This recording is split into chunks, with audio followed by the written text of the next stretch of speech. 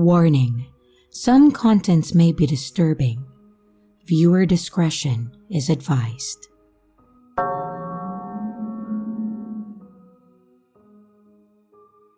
Growing up, there was something special about summers at my grandparents' house in rural Pennsylvania. They had an old farmhouse, one that was tall and proud in the rolling green field with a backdrop of a dense forest. It was a place where my little brother Josh and I would spend way too many hours adventuring out and playing dumb games. When we got out of school for the summer, our parents would drop us off and we would spend a couple of months out there helping our grandparents out where they needed us. They owned a pretty decent-sized property. They had the fields and the animals, and the backwoods behind the property had a charming little creek that ran through a lower section of the land. It kind of snaked its way through the back corner of the property, and we spent a lot of hotter days in the creek. It wasn't too deep and it didn't have too much of a current, so we would wade into it and splash around. Sometimes, we would find tadpoles or some neat rocks that we would collect and keep. Sorry for the tangent, but honestly, the innocence of those days are something that I have missed as I have gotten older. There was one day one summer that I remember being blisteringly hot. I was about 12 at that time, which would have put Josh at around 8. The afternoon sun had turned the day into an absolute oven and the creek was calling us. Once we finished helping our grandmother clean up the home, we asked if we could go out and swim in the creek, and then she told us to go and have a good time. We jumped into our swimming trunks and then we ran down to the creek as quickly as we could. We had been splashing around for a while, just having a great time with each other and enjoying the cool waters. Around then is when I thought I had seen something a bit down the way in the stream. There was something that was there, but I couldn't really tell what it was. We typically only ever swam around in this spot on the creek, mostly because we didn't want to leave the property. But I was curious and intrigued on what was out there. So, as little boys do, I took the initiative to investigate what this thing was that was in the creek with us. Josh, of course, followed closely behind. The closer we got to this thing, the more it dawned on me that I really didn't know what the hell this thing was. This thing was decently sized. At first, I thought that it could have been a giant rat of some kind, or maybe a beaver. I don't even know if beavers live in Pennsylvania, but I just remember thinking that beavers were large and weird looking. We kind of pushed over to the side of the creek as we got a bit closer, just watching this thing doing whatever it was doing in the water. The closer we got, the more I noticed that this thing wasn't really rat-like. It looked more like a really hunched over person. You know how Gollum would crouch down in The Lord of the Rings, right? It looked like that, but covered in coarse fur like a rat. It did have some parts that weren't covered in fur, like the hands and the face, and I could see that it had this weird gray-green leathery skin. Its arms looked like they were too long for its body. Its fingers ended in hook-like claws that were short but still looked deadly. We just stood there, watching this thing, as it seemed to forage through the pebbles in the creek bed, picking one up every once in a while and then tossing it back down. But then, it looked over in our direction. This thing had a face that honestly haunts me. It was dominated by these large bulbous eyes that were pitch black. It had a small mouth filled with teeth and it was moving it non-stop like it was speaking, but it wasn't making any noise. Seeing it look at us, my initial curiosity and fascination were immediately replaced by fear. I could see that Josh was just as scared as I was. As we stared at it and it stared at us, it dropped what it had in his hands and seemed to shift its attention to us. And as soon as it started coming towards us, I stood up and I started to step backwards, which seemed to scare it, like it was initially curious about us. But when we were no longer hunched over, it started to see us as a threat. It stopped approaching us and then it turned away. And we watched as this thing scurried out of the creek and then darted into the dense underbrush that lines the stream. We stood there in what I can only call shocked silence, neither of us really even breathing as we just stared at where it had run off to. After a couple seconds, we both agreed that we needed to get out of there and then get home. We ran back to the farmhouse and we tried to explain what we had seen to my grandma, but she just laughed and told us that it was probably just a squirrel or something. I can tell you that this thing was not a squirrel. This thing was some sort of creature that to this day I still cannot identify. The rest of that summer was different. The creek had lost its appeal. It was no longer a place that we wanted to spend time in. Every time we would talk about it, we both would be filled with the same thoughts, like, what if that thing came back? We never did see this thing again, and we never figured out what it was. I've tried to see if it matched the description of anything that exists, but the only animal that looks even remotely close are sloths. And this thing was not a sloth. It had similar coarse fur and it had similar claws, but the face was all wrong and it moved way too quickly. Even today, when Josh and I talk about our childhood, that thing is always brought up in the conversations. We can both describe this thing with perfect detail, and we both have that same visual burned into our memories.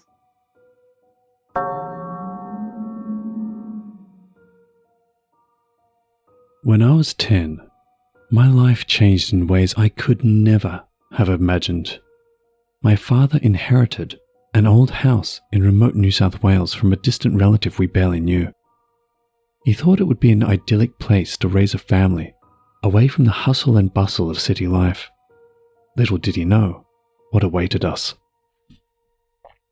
The house was nestled in the middle of nowhere, surrounded by dense bushland. It was the perfect picture of tranquility, at least during the day.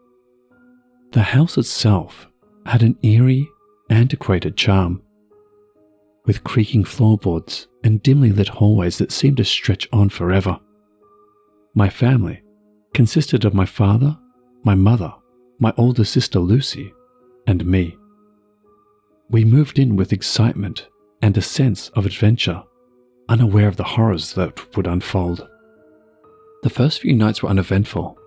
My father busied himself with repairs, my mother unpacked, and Lucy and I explored the property. On the fourth night, I had my first encounter. It was in my room. I was in my room, reading a book, when I felt a sudden chill. The room seemed darker than usual, and I had the unmistakable feeling of being watched.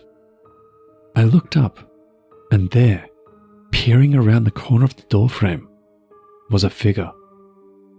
It was barely visible, like a shadow, but I could make out the shape of a head and shoulders.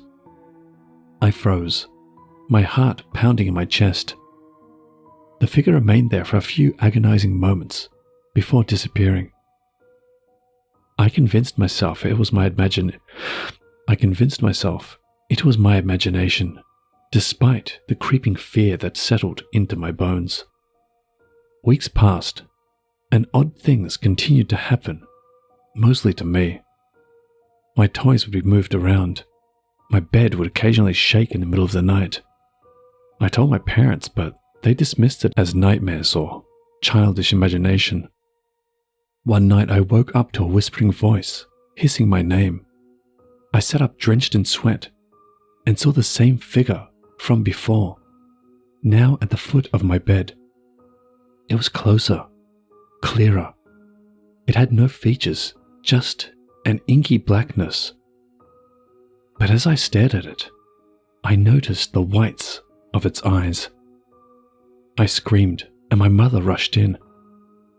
The figure vanished the moment she opened the door, leaving her to comfort me and dismiss it as a bad dream.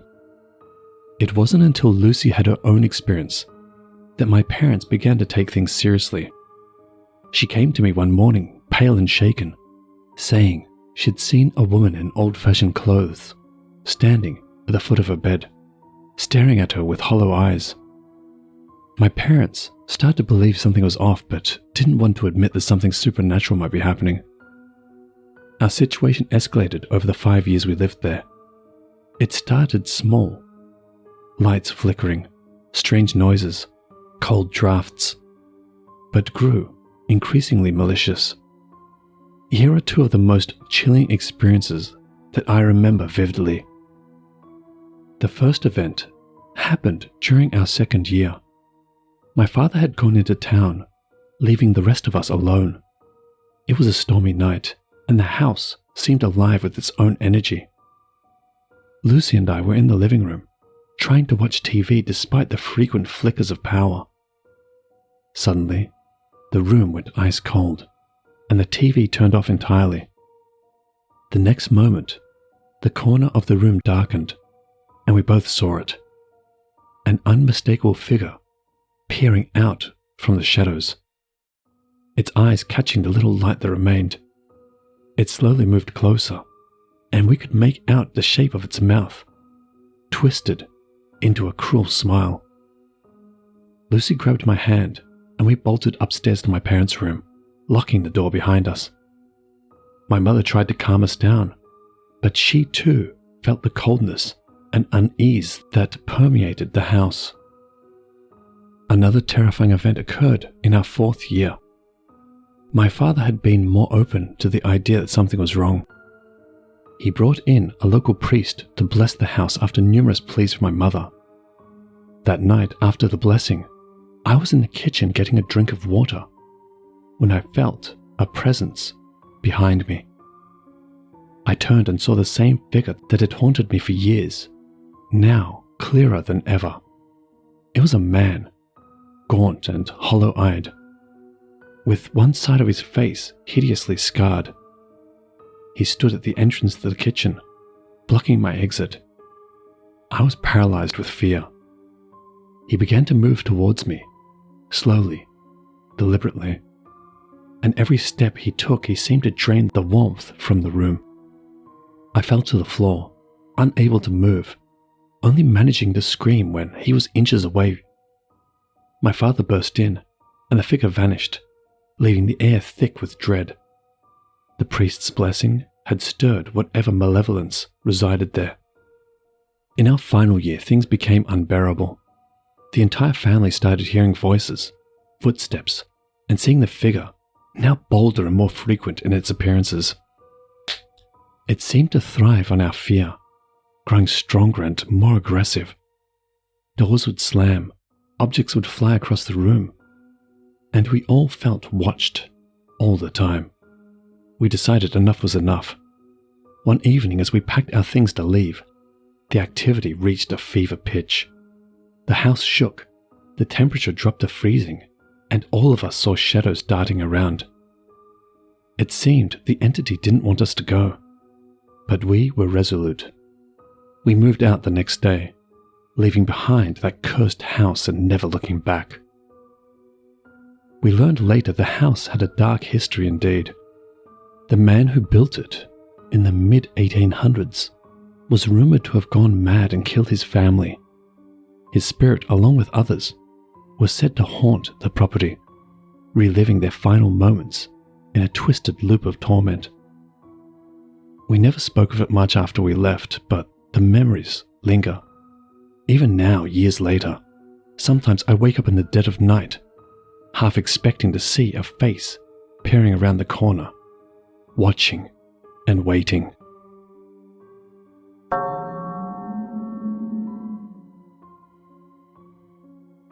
I used to spend a lot of my summer vacation at my grandparents' house, which was essentially a small farm in the middle of nowhere. And as much as I loved my grandparents, I used to also get really bored. I used to go out and explore some of their land and would oftentimes go out into the forest that lined their property. Despite the fact that my grandma would tell me that I needed to stay close to the house. One year, I had ventured out and found what was basically a small cave near the property line, and I loved it. It was a really small cave, like large enough for me to fit comfortably in when I was about 10, and that was about it. It was large enough for an adult to crawl into, but it was rather cramped, and it wouldn't be comfortable for anyone larger than a child to stay in for more than a few minutes. I had actually painted part of one of the walls with my name and some random things just to mark it as basically mine. It was dumb, but it was my little home away from my grandparents' farmhouse. As I got into my older teen years, I stopped going to my grandparents' house as frequently. Mostly because my parents were more okay with me staying home alone. I hadn't gone to the farmhouse for a few years by the time that this all happened, as a matter of fact. About a decade ago, my grandfather passed away, so I actually spent several days with my grandmother at the house to keep her company and just to make sure that she was doing okay. On one of those days while I was staying with her, I wanted to walk the property. And after a little while, I remembered my little cave, and I wanted to go see if it was still there or if it had been taken over by nature. I head out to the northern corner of the land, jump the fence, and then head out into the woods toward where the cave was. After a few moments of fumbling with the location, I actually found where the opening was, and I was excited that it was still there. The next part was the difficult part, which was me trying to figure out if I could get into the cave at all without getting stuck. After thinking it through, I decided that I could pretty much get half of my body in if I turned the right way, and from there I would be able to see if my name was still painted on the wall. So, I get down, and I start to twist myself in, and as soon as I get my head into the cave, I start to smell something putrid. It was pretty obvious that something had died there, which was disappointing, but I just assumed that it would be a possum or a raccoon or something that had scurried away to die in the cave. It was gross, but it wasn't going to stop me from seeing if this was still my cave. I get my head in, and what I saw was horrifying. It wasn't just a small dead animal. It was numerous dead animals, like dozens of carcasses, were lined up on the back wall. There was also what looked like children's clothing piled off to the side, and what looked like an old doll sitting on top of the clothes. At this point, I was out. I pushed myself out of the cave, not even caring if it was still marked, because something was staying in this cave and I didn't want to know what the hell it was. As most scary stories go though, it didn't just end with dead bodies in the cave. As soon as I pushed myself out, I started hearing what sounded like growling or hissing. I stood up and I looked around, but didn't see whatever it was that was so angry with me until I looked up. I have no idea what the hell that thing was that was about 200 feet away from me, standing in one of the trees and angrily growling at me. It looked human-like, but it 100% was not human. I took off thinking that this creature was going to chase me, but about halfway to the fence, I looked back and saw this thing actually crawling on the ground toward the cave, which made all of this worse. This thing was whatever was living there and storing its bare carcasses there. I just kept running toward the house, and I decided that I would forget this thing ever existed. I never mentioned it to my grandma, and unfortunately, she passed away that same year and the estate was sold. So I have no way of going back to see if that thing was still there, and I never got the chance to go back with a camera or anything. I really do not know what I saw, but it looked like some kind of feral human-like monster. But it wasn't large. It was almost childlike. It was small enough to live in that cave. It was nimble enough to climb and stand in a tree as it growled at me. It was seriously creepy as hell. And I hope that I never see anything like it again. And I hope that whoever owns that property now never has to deal with it.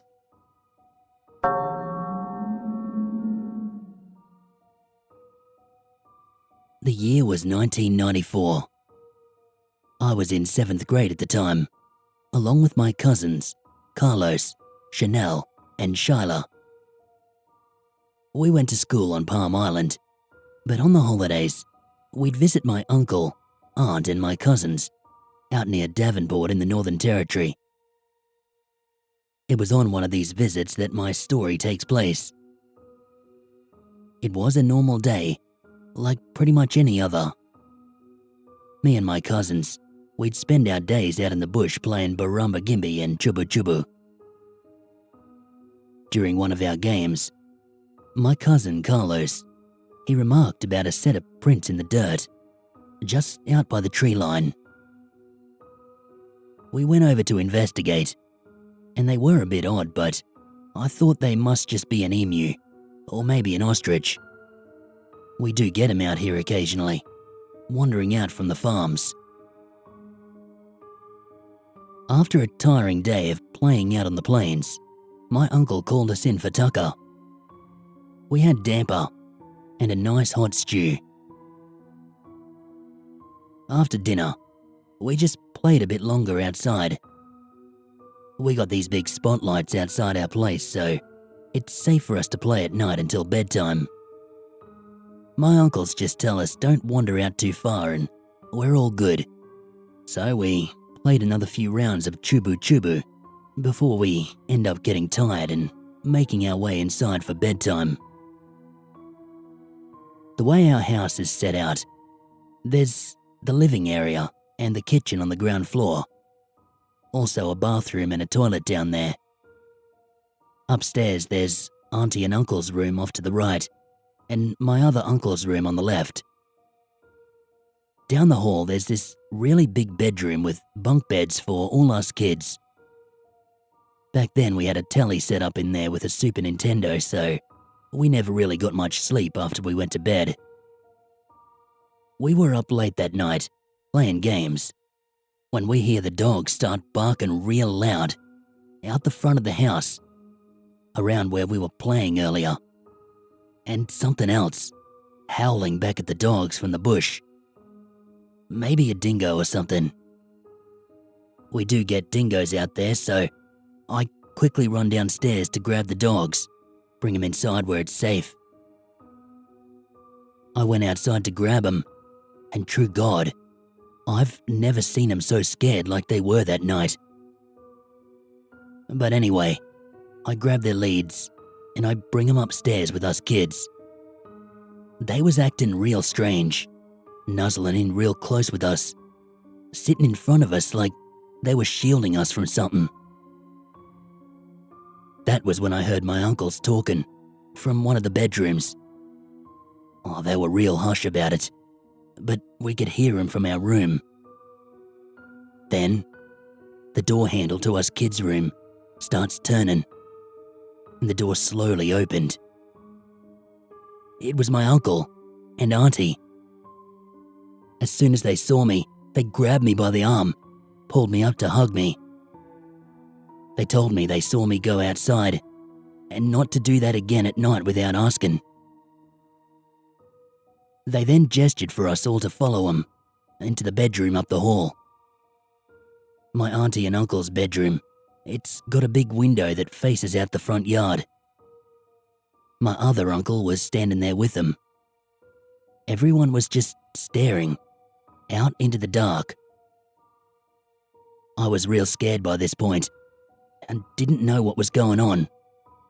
So I just asked my other uncle, and he whispered to me, "Uncle think Karacha out there." I shivered when I heard him say that. Karacha, that's like a witch doctor, kind of like a skinwalker. He's known as the executioner man in our native language. That's when I remember those tracks we seen earlier, the ones that look kind of like emu. The old stories we were always told tell us all about Karacha, how he wears big emu feather on his feet, stuck on there with dried blood. We can't really see anything out there in the dark, so my uncle tells one of the kids to run downstairs, turn on the floodlights. My cousin runs downstairs, and a minute later, the floodlights come on. Right there, in the middle of the front yard, was a huge-looking dingo. That's not what scared me that time, though. What scared me was the fact that this dingo was standing up on his back legs, the legs all straightened out, thick like a person's. On his feet, big thick feathers. He just stared right at that window. It took us a few seconds of shock, but my uncle quickly shuts the curtains, tells us to get down on the ground. The Karacha, he's got a bone in his hand. My uncle said, no doubt, we stayed there a minute longer, he would have started point the bone at us. Point the bone's an ancient ritual in our culture. It is evil magic. It's forbidden. It's carried out with this long, sharp bone. When it's pointed at you, you die. Might take a week, might take a year, but you always die. Horribly. What scares me most about that night, though, it isn't seeing the thing standing there in the yard, and it wasn't the bone in his hand, although I'm thankful for my uncle's quick thinking. Nah, what scares me most is thinking back to when we were playing in that yard, walking right over to that dark tree line, looking at those fresh prints. He could have been there the whole time. And later that night, when I run out to grab the dogs, he was right there near me, looking right at me. I was totally exposed and vulnerable, and I didn't even know it. If you ever make your way to Australia, be careful in the outback. There's unseen things that you don't understand out here, and never could understand. But they see you, clear as day. And some of them, they haven't learned to tell the difference between friend and foe.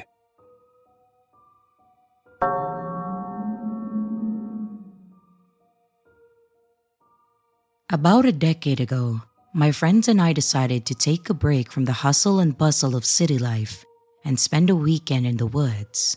We had been planning this trip for months, and we were eager to leave our worries behind. We just wanted to relax and enjoy some quality time together. What we didn't expect was that our peaceful retreat would turn into a terrifying encounter that none of us would ever be able to forget. There were 3 of us, myself, Corey, and Ash. The 3 of us had been friends since early in high school and always enjoyed spending time together. Of course, life had made it complicated to get together, thus the camping trip was planned. When that Friday finally came, we packed up our camping gear and then set off early in the morning, excited for our weekend adventure. Our destination was a secluded spot deep in the forest, far away from civilization. It took us about an hour to hike there, but the breathtaking scenery and the crisp, fresh air made it all worthwhile. When we finally arrived, we quickly set up camp and started gathering firewood for the night. As it started to get dark, the three of us gathered around our little campfire, started roasting marshmallows, and Ash decided that she wanted to flex her storytelling muscles by starting in on some ghost story. As the fire started to die and the three of us started yawning a bit more, I made a comment about how it was probably time to turn in, and Corey agreed. Ash said that she wanted to spend a bit more time out in the cozy atmosphere, just taking in the stars, you know. Corey and I gave her a look like, "Are you sure you want to be out here alone?" But she waved us off and said that she wasn't going to leave the campsite. Corey and I both went to our tents and then dozed off pretty fast. After a little while, I woke up to hearing Ash yell for both of us. She sounded pretty scared of something that was out there. I opened my door flap and asked her what was going on. Corey followed right behind me. Ash was standing on the edge of our little campground area and staring off into the woods. It took a bit, but after the three of us stood there silently, staring off into the tree line, we started seeing something. The only way I can describe these things is to say that they were strange, dark figures lurking at the edge of the tree line. At first, we couldn't make out their shapes, but as our eyes adjusted to the darkness, it became apparent that these were not ordinary forest creatures. They were large and almost shapeless, with an unsettling, unnatural presence. Corey tried to say that we should just ignore them, that it was probably nothing, or maybe just a group of people hiking in the woods. I would have agreed, but it was the middle of the night. Why would people be out hiking like that? Corey decided to get back in his tent, and I sat out with Ash just watching these things, trying to figure out what they were. They were mostly motionless, but every now and then, it would seem like they would kind of sway. Honestly, I was feeling really uneasy, like these things were watching us intently and maliciously. After just sitting there for a while, trying to decide if we should investigate or just go to bed and hope for the best, I started hitting a hard wall like I was going to pass out one way or another. I told Ash that we needed to just try and live and let live, and that whatever these things were, they would likely move on.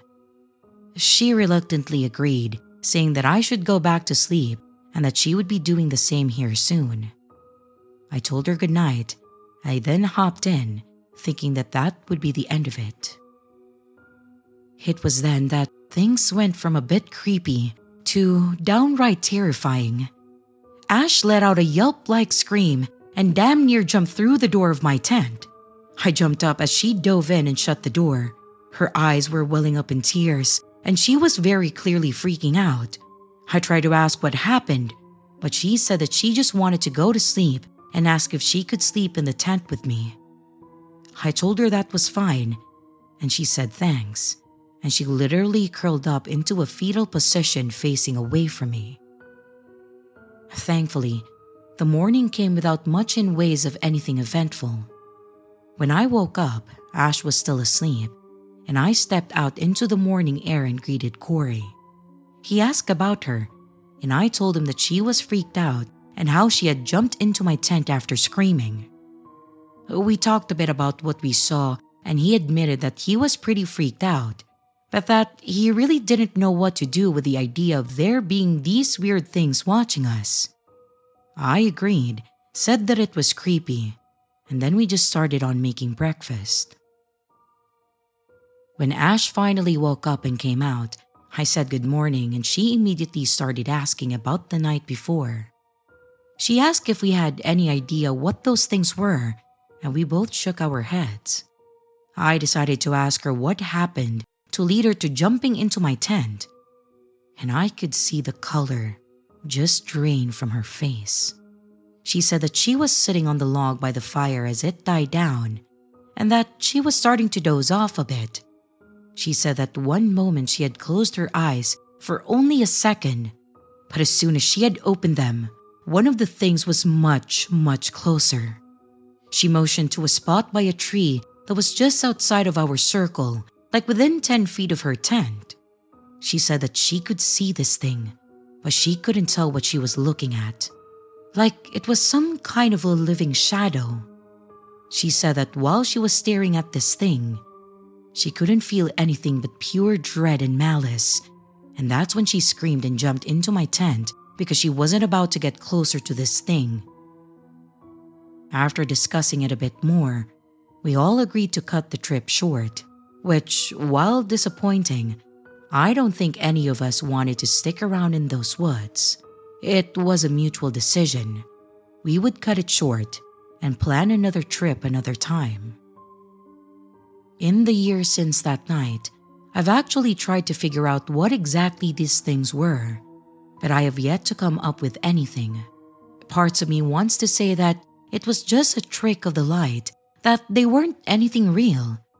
But with how Ash said one got closer, I don't think that's it. I don't think we're ever going to know the truth as to what they were, but I'm pretty certain that these were some sort of supernatural entities that resided in the woods.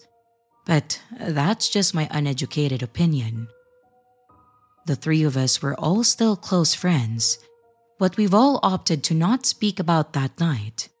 We've decided that it's best to put the experience behind us, but it's definitely difficult to forget what we experienced, and of course, the lingering questions about the whole situation. Still, on quiet nights when I'm alone, I will look out my window and half expect one of those things to be standing there watching me. Thankfully, it hasn't happened yet, but there's always that chance that one day I'll look outside and it will be there, watching.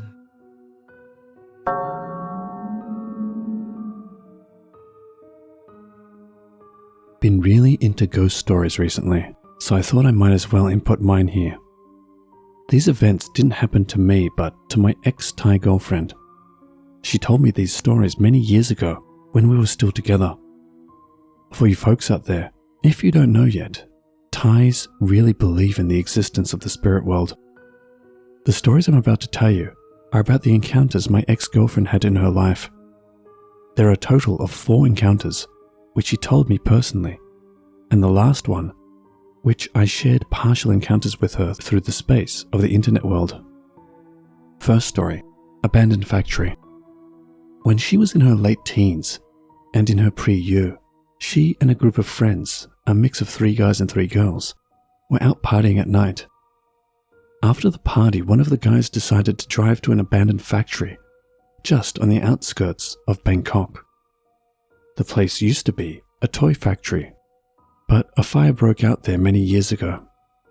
Many people perished in the accident, and it has been rumored to be haunted since. I'll be quoting her by translating what she told me in Thai from now. After a few drinks, my male friend dared everyone to visit the toy factory, just a 45-minute drive outside of Bangkok. Me and my 2 other female friends didn't want to go as it was late and the idea was crazy, and we're scared of ghosts. But since he was the only one driving at that time, we could only comply. The drive took us through a semi-forested area that led to a big metal gate that was padlocked. Within the metal gate stood the 7-storied abandoned factory. Some of the windows were shattered and weeds and overgrown shrubs were everywhere. The first thing I noticed when I exited the car was the chillness of the air. Me and the other girls were really frightened and pleaded with the guys not to go in there. But I think because of the alcohol they consumed earlier, it made them kind of stupid. The car was parked just a few feet away from the gate, because in front of the gate were heaps of rubbish, broken furniture and stuff. While we made our way to the gate, a fog on the ground started to appear out of nowhere, and wind started to rise. And it was at this time that me and the other girls decided enough is enough. and we immediately squatted down and hid our head within the folds of our arms. I remember, while with my head tugged down, I could see the ground where I had squatted. The fog was getting thicker and thicker, and I could hear the wind making whistling noises. I was very scared and started to pray and told my 2 other female friends to do the same. The guys laughed and continued their way to the gate and climbed over it. After a while, I could hear that their voices were getting softer as they made their way into the factory. I could still hear them talking as if discussing which way to enter the building. This time, I looked up to see where they were, and I could see one of them shining a torch at the facade of the building. Suddenly, one of them shouted, and the next thing I saw, 3 of them were running back to the gate, with one person laughing while running. They reached the gate and climbed over and came to us. Me and the other girls stood up and told them we wanted to leave immediately. We asked the guy who shouted what happened. He said that when he was shining his torch at one of the windows, he saw a shadow with red eyes looking back at him. Suddenly, after he said that, all of us heard the familiar digital charm of a factory announcement, Dan, Dan, Dan, followed by the howling of dogs. We ran to the car as fast as we could and drove off immediately. Second story, Unwelcome Visitor. This story happened not long after the factory story. My ex-girlfriend was staying by herself in an apartment around Bangkok, Lad Phrao area. I know which condo, but I will not mention names here. Same thing, I'll be quoting here by translating what she told me in Thai for now. I was having an afternoon nap when suddenly I became wide awake and jumped straight up from my bed. I don't know what it was, but I felt something was in my room with me when I was meant to be all alone. I turned to my right where my desk was, and right then, the armchair, which was one of those typical black study armchairs with rotating axis and wheels on the bottom, turned very quickly and swiftly and stopped at an angle where the front seat faced directly at me. It was as if someone was sitting in the armchair and swinging their weight to the right and stopped it with their feet. I was so scared, but I pretended to remain calm. My phone was beside me then, so I picked it up, slowly, with shaking hands, and called my ex-boyfriend. I asked him if he could come over now, because something happened to me. After I put down the phone, the chair was still at the same position, as if the thing sitting on it was watching me. I didn't move until my ex-boyfriend opened the door, and I ran and pulled him outside and told him what had happened.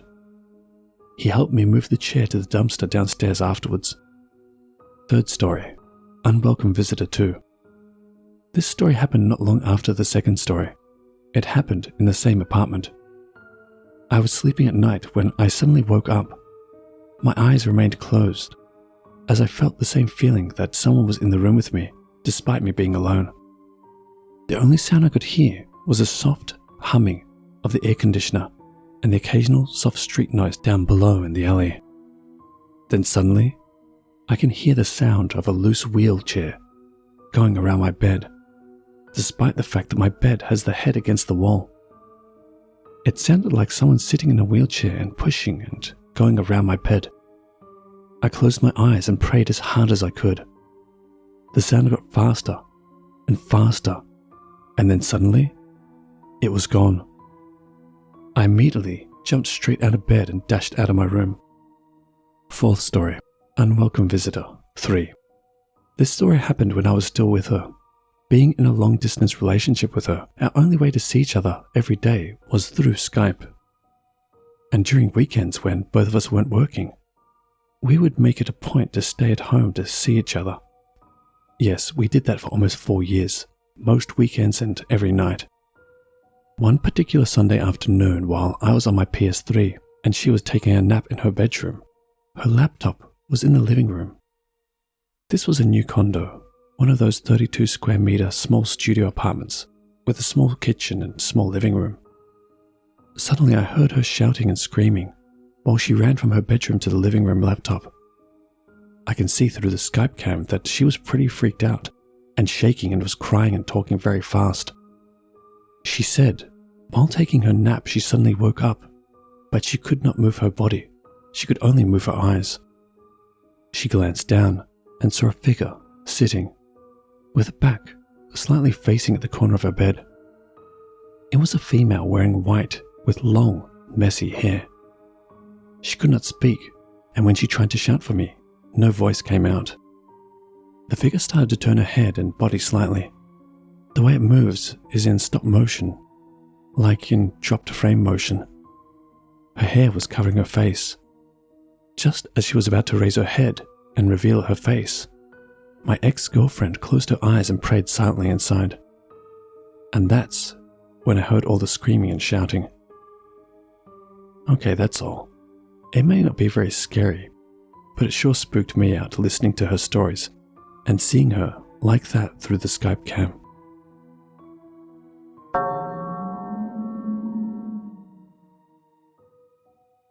When I was a kid, we had a lovely backyard with a full garden that we hadn't built. It was all built by the previous homeowner, who had actually passed away in the house. My parents kept it all intact, but they never really did anything extra with it. They left what the previous owner had planted and just let it do what it naturally did. It was actually quite pretty, and even being left to its own devices, it would be the loveliest little flower bed. To add to this, the previous owner had installed a clothesline around the flower bed, and my mom was old-fashioned, so she believed that sun-dried clothes smell fresher and felt crisper. One day, she asked me to go hang the laundry outside. Normally this was a chore, but I didn't really mind. I enjoyed it. But on this day, for some reason, when I stepped outside with a basket of damp clothing, I stopped.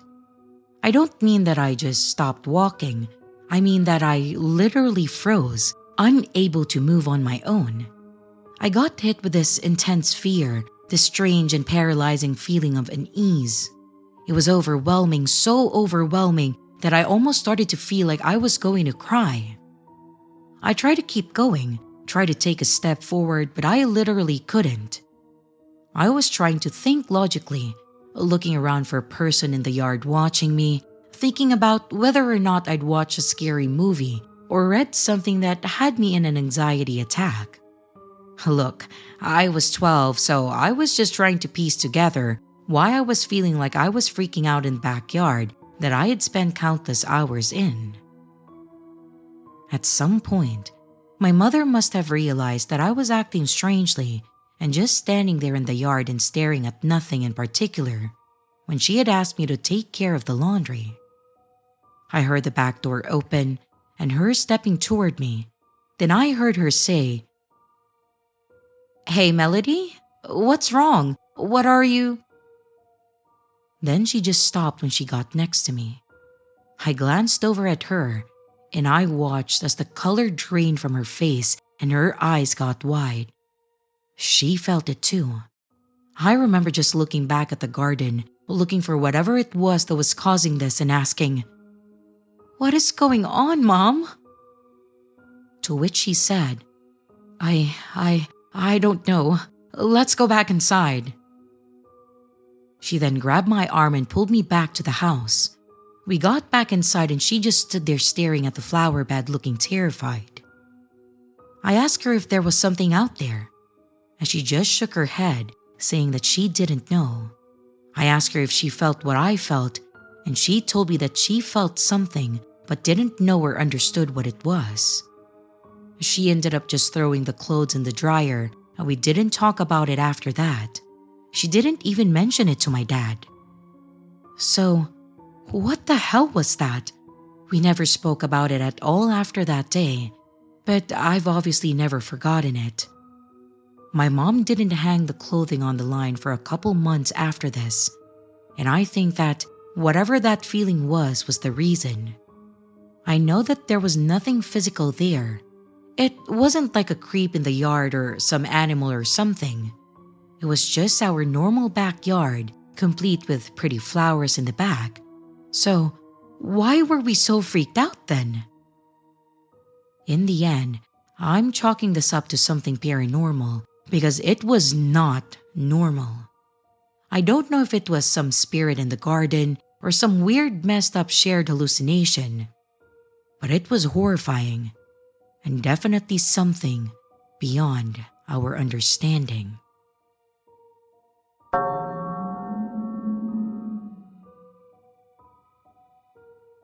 Ever wondered how things came to be the way they are?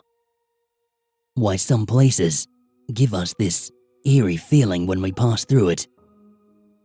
Why we meet people who give us this uncomfortable feeling, even if they are not doing anything?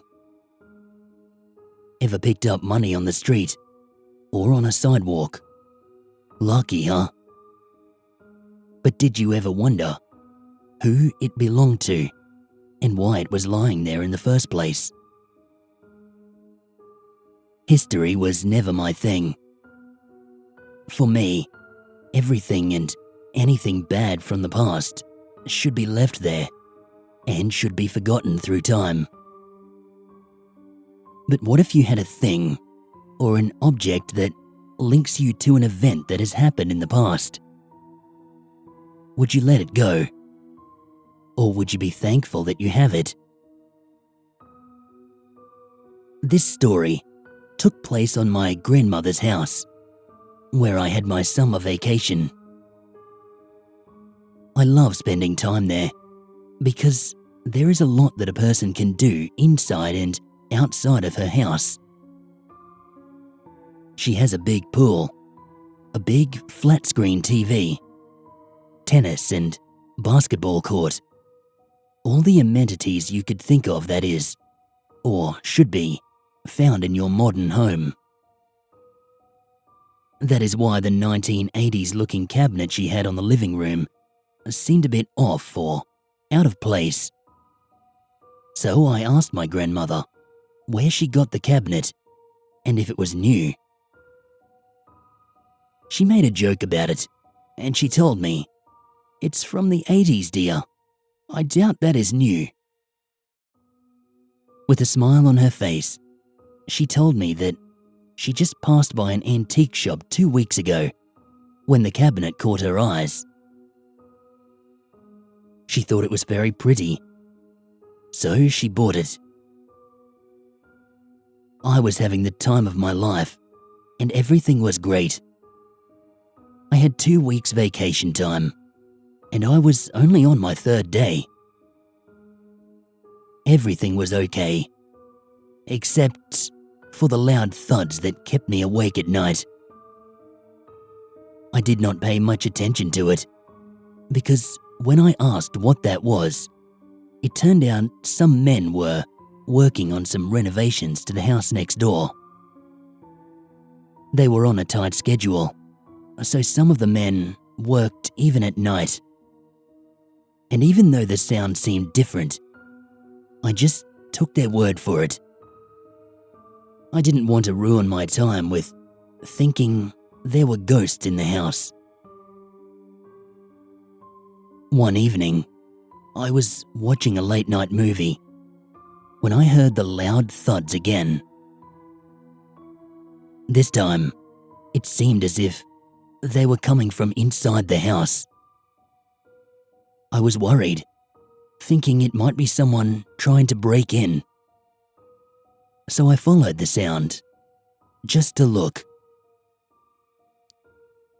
The sound seemed to be coming from the living room. The weird thing was, as I got closer, I could hear some screeching and scratching sounds after the thuds. What I saw was the most horrifying thing I have ever seen. No amount of scary movies or Hollywood effects could have prepared me for what I saw that night.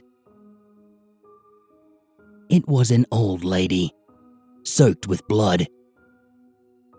I thought the loud thuds were footsteps, but it turned out those were her hands banging on the floor. The scratching sounds, her long nails as she scratched, dragged herself across the room.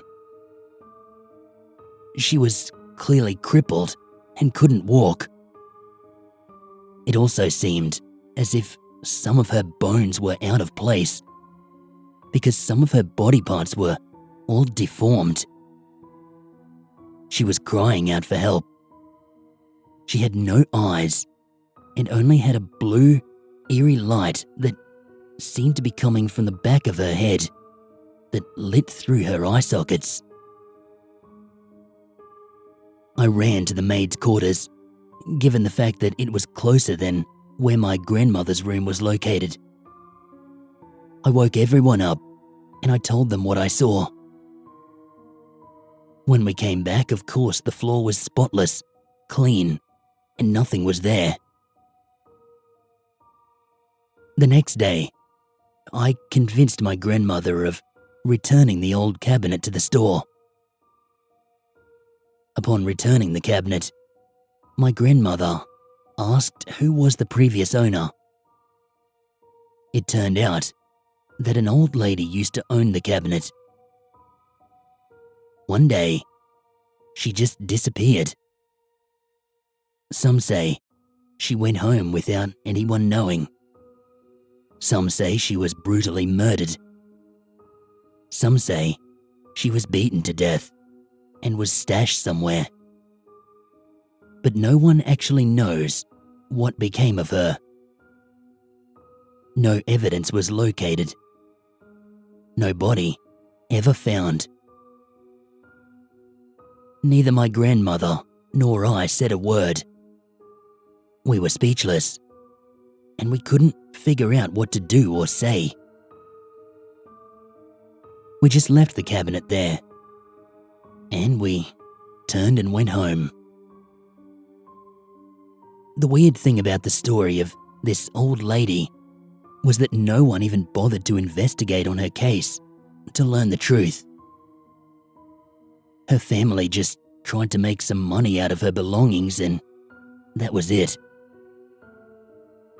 But the weirdest part of all of this is the people who hear this story sometimes claim that they see the old woman every now and then, asking for help, crying out, curled up inside their own cabinets.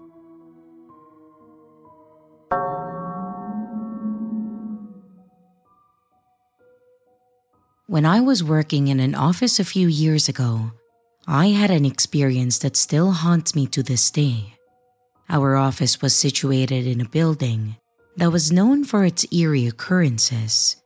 Many colleagues had shared stories of seeing apparitions and hearing strange noises, but I had always been a skeptic. One evening, I was working late as I had a tight deadline to meet. The office was completely empty, and the only light was from my desk lamp. It was around 9 p.m. when I felt a sudden drop in the temperature. I just brushed it off as a draft and I continued working. But suddenly, I heard faint whispers coming from the corridor. I paused and listened carefully, but the whispers stopped. I went back to my work, but the whispers started again. This time, they were louder and more distinct. It felt like a conversation between two people, but I couldn't make out the words. Curious and slightly unnerved, I got up and I walked towards the corridor. And the whispers continued, growing louder as I approached. The corridor was dimly lit, and I could see a shadow moving at the end. My heart raced, but I convinced myself that it was just my imagination. As I reached the end of the corridor, the whispers abruptly stopped. I searched the area, but I found no one. Feeling uneasy, I decided to call it a night and then head home. As I gathered my things, I heard a soft humming sound coming from the opposite direction. My curiosity got the better of me, and I followed the sound. And to my shock, I saw a woman dressed in an old-fashioned outfit standing near the window. She was humming an unfamiliar tune and seemed oblivious to my presence. I called out to her, but she didn't respond to me. I took a step closer, and she suddenly turned to face me. Her eyes were hollow, and her face was pale and expressionless. A cold shiver ran down my spine as I realized that I was face to face with a ghost. And before I could react, she vanished into thin air.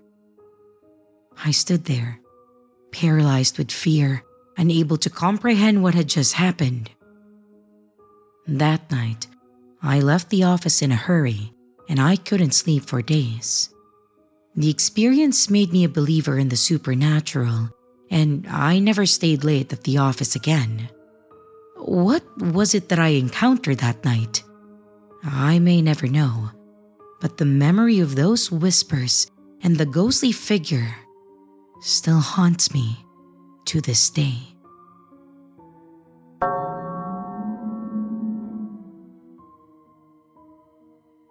Hi, I'm back with a new story. This happened during the last 2 years in my previous office building, located in TG Pagar area. It's a pretty new building, about 10 years old, and the last 2 years were my second time working there. My office moved out a month ago, otherwise I wouldn't be telling you this now. Nothing happened during my first stint in the building 10 years ago, but before I started working there the second time, my ex-colleagues who remained in the building told me of some eerie encounters. The funny thing is, these occurrences started after I left my previous company. Some colleagues who worked late would sometimes find the office extremely cold, and usually so since the centralized air conditioning turned off at 6 p.m. They also claimed that the office photocopier would sometimes print out blank pages on its own, despite no incoming faxes and no one near the printer. Those were their stories. Now, let's start with mine. My job requires me to work irregular hours, so I sometimes come back in the middle of the night.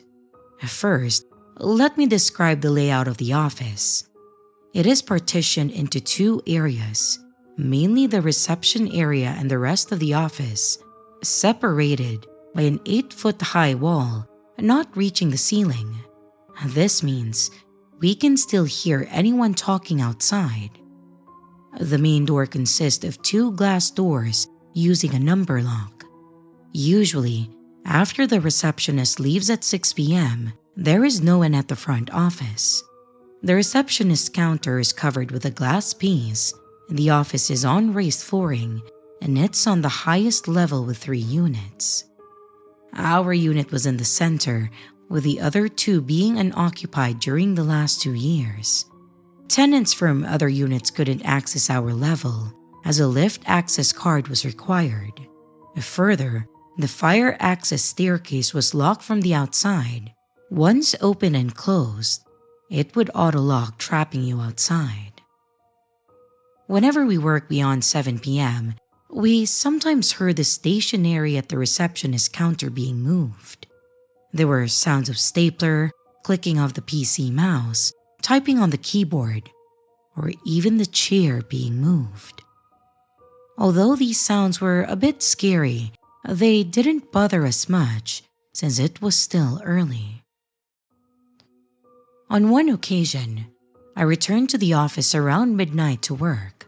The office was pretty cold, even though the centralized air conditioning had been off, as I mentioned, and it wasn't raining.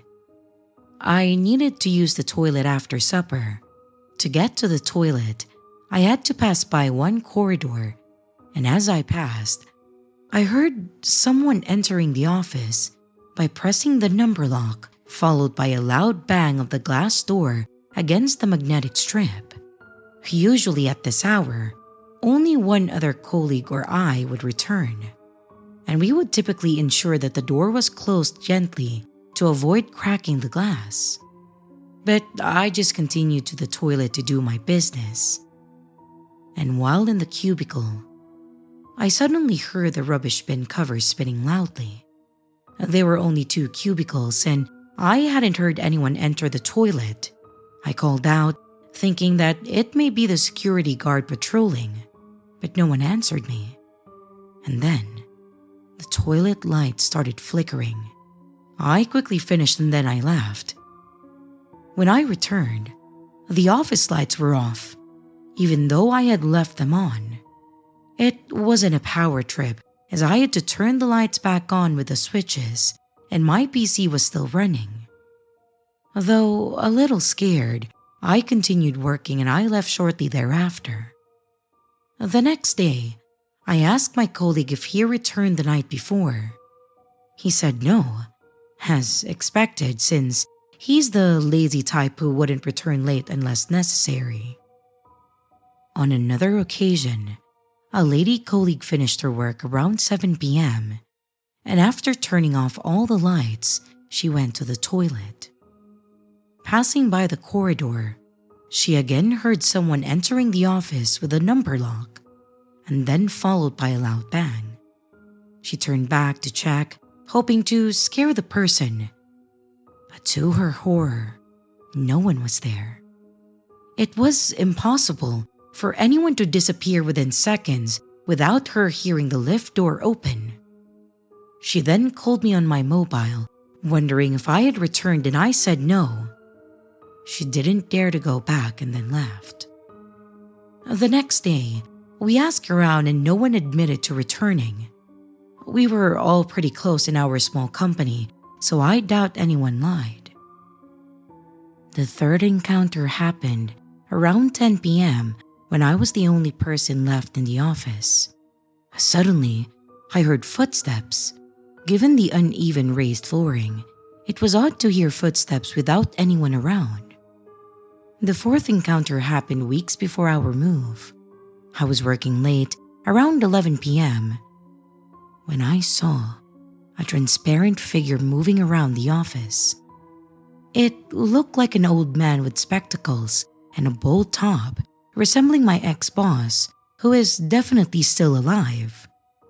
Though I was scared, I shouted at him to not disturb me, and then he vanished.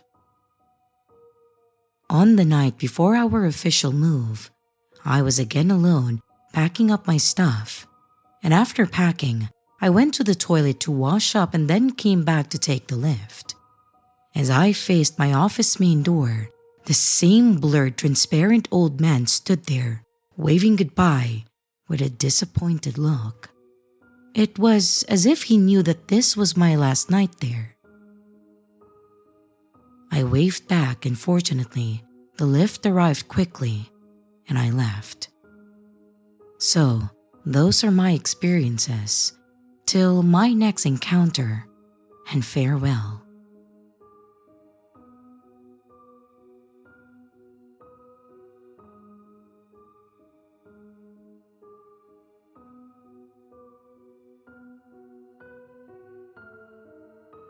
And here's the riddle for this video.